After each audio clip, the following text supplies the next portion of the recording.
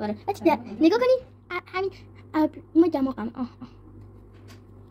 ببخشید چرت گفتم. خب حالا بچه وقتی شما برچسبی ها میذارین خب اینو همیشه بکنید از این تلقش.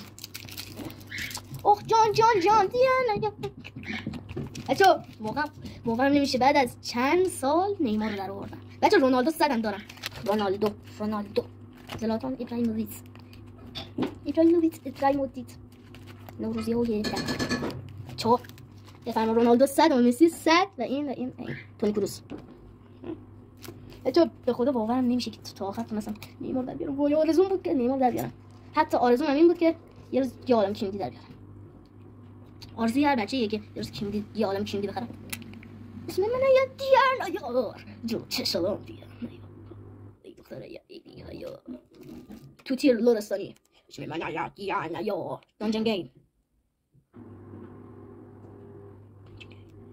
بچه شما دانجن گیم میبینید عضو پیج اونم بشین، عضو پیج منم بشین. واقعا پیج اون دانجن گیم هم خیلی خفن. دوبلای مراد وای مرادش خیلی بده. یه روز خروس اون مرغ رو دزدید دیدم وای چقدر خنده داره.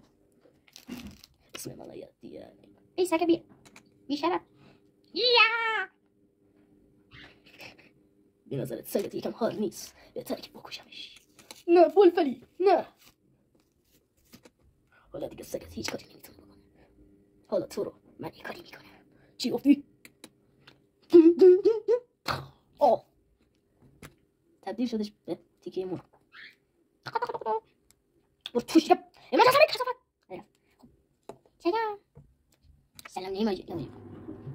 بس خدا چقدر پول خرج کردم برای اینا. پیش آرم استندش نیستش، نگه دارم باید زیر یکی از اینا نیست.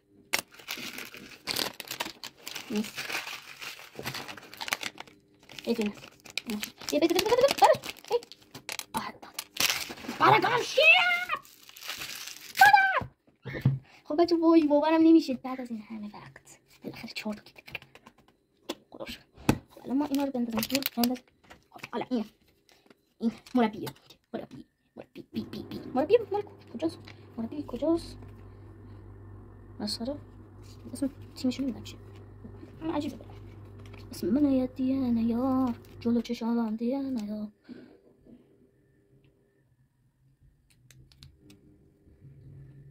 بچه‌ها اگر این ویدیو رو به بالای 30,000 تا لایک برسونید من شب میام و یه گل بهت میدم. یه گل خیلی سرخ خوشگله. میام شب تو خوابت یه گل شو خوشگل میدم بهت. بچه‌ها قرار ویدیوهای ماینکرافت جدید بذارم. شما ماینکرافت بازی میتونیم بیاین توی پیج ماینکرافت. من قرار یه پیج ماینکرافت بسازم کلش از ماینکرافته.